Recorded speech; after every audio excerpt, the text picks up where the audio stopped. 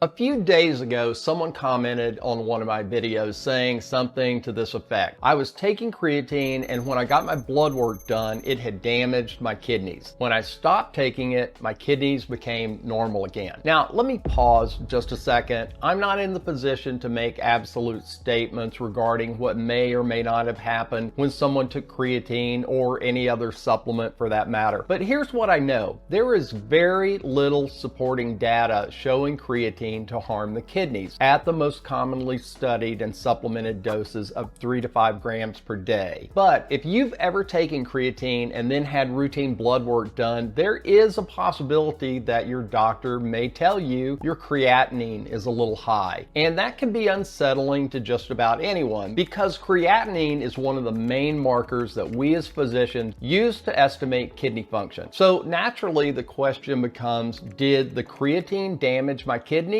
or did the creatine simply change the lab results? So today I want to walk you through some of the science behind this, because the difference between creatine and creatinine is one of the most misunderstood topics in nutrition and supplementation. And this conundrum has caused conflict, concern, and confusion for patients and doctors alike for many, many years. But it turns out that the explanation is actually pretty simple. Creatine and creatinine sound almost identical, but biologically, they're two completely different things. Creatine is a molecule your body naturally produces from amino acid. It's stored in your cells, mainly in the muscle, but in other tissues as well, where it helps generate rapid cellular energy. This is why creatine supplementation has been used by athletes for decades, and now increasingly by older adults trying to preserve muscle mass, and more recently to improve memory and cognition. But over time, a portion of creatine naturally breaks down into something else. That molecule is called creatinine. Creatinine is basically a metabolic waste product, and your kidneys filter it out of the bloodstream. So when doctors check kidney function on routine lab work, creatinine is one of the main things we measure. And the assumption we often make is simple. If creatinine is rising, the kidneys must be injured or failing, right? Well, not necessarily. And here's where things get interesting. Creatinine levels don't change only when the kidneys fail. They change when more creatine is present in the body. Some of the earliest research looking at this question studied athletes taking creatine for extended periods of time. Researchers monitored kidney markers including creatinine and glomerular filtration rate, or GFR, and what they found was something important. Creatinine levels could rise slightly, but kidney filtration remained completely normal. In other words, the kidneys were working just fine, and the elevated creatinine wasn't coming from kidney damage. It was simply the result of more creatine being metabolized by the system. More creatine in the body means more creatinine in the bloodstream. And that distinction matters because with more creatine in the body, the renal lab test can change even when true kidney function hasn't. Think about it like this. You work in a factory at a conveyor belt, picking up strawberries and dipping them in chocolate one by one. Your usual output is 100 chocolate strawberries per hour, and the conveyor belt rolls by at a steady, unchanging rate. But one day, without saying a word, your sneaky plant manager suddenly doubles the number of strawberries placed at the beginning of the belt. Suddenly, you begin seeing more and more strawberries coming your way, and you try to keep up. You work faster and faster and faster, picking them up and dipping them in the chocolate one by one. And after the first hour, two things have happened. You've increased your production of chocolate strawberries well over your original 100 per hour, while many other strawberries still went past you and remained in the system without getting dipped in chocolate. More chocolate strawberries were produced, but there's still more in the system to be done. And similar to creatine supplementation, the kidneys filter more and more creatinine that came from the creatine that was added through supplementation. The lab creatinine level goes up while still leaving more work to do, with more excess creatinine to process and get rid of, because creatine has been added to the system. But researchers wanted to know something else. What happens in people who are already at higher risk for kidney disease? In this randomized controlled trial, patients with type 2 diabetes took creatine for 12 weeks. Now, diabetes is one of the leading causes of kidney disease, so if creatine were actually harmful to the kidneys, this would be the group where you might expect to see it. But the results didn't show that. Kidney filtration measured by GFR remained stable. There was no evidence of kidney damage, which again supports the idea that creatine creatine itself is non-toxic to the kidneys when used appropriately. Now, fast forward to newer research. Scientists recently pooled available studies to get a clearer picture. This analysis included 21 different studies looking at creatine supplementation and kidney function. Across these studies, researchers examined two main markers, serum creatinine and GFR, or glomerular filtration rate. And the results were interesting. Creatine supplementation was associated with a small increase in creatinine levels. But when researchers looked at glomerular filtration rate, the GFR, there was no meaningful change. And GFR is really the key measurement of kidney function. So what does that tell us? Well, it tells us that the increase in creatinine was likely coming from creatine metabolism alone and not from damage to the kidneys. Now, this is where the waters get muddied and why this confuses so many doctors in clinical medicine. We use creatinine as an estimate for renal function, but creatinine can be influenced by several factors besides kidney health: muscle mass, exercise, diet, and yes, even creatine supplementation. So someone who starts creatine may see a small bump in creatinine on their blood work, and if the physician isn't aware they're supplementing with creatine, it can and often does raise concern. The key question is this: is kidney filtration actually impaired? And in the research we just looked at, the answer appears to be no. Now, I want to be careful here. This doesn't mean everyone should automatically take creatine. People with existing kidney disease should always talk to their doctor first. And like most supplements, dose matters. Most of the research showing safety uses doses from 3 to 5 grams per day, the same range that's commonly recommended for muscle health and performance. When creatine is used within those typical ranges, the research is pretty clear. Overall, creatinine may rise slightly, but kidney filtration remains normal, which means the lab value can change without actual kidney damage occurring. So if you ever see your creatinine level rise after starting creatine, that doesn't necessarily mean something is wrong with your kidneys. It may simply mean your body has more creatine circulating and therefore more creatinine is being produced, and that's an important distinction to understand, because creatine and creatinine may sound almost identical, but physiologically they're two entirely different things altogether. Again, it's important to talk to your doctor so they know the supplements you're taking. If you want to watch the full series on creatine, you can dive into it next. As always, thanks so much for watching, and please share this video with someone you feel would benefit from watching it as well. All the best to you, be well, and I will see you in the next video.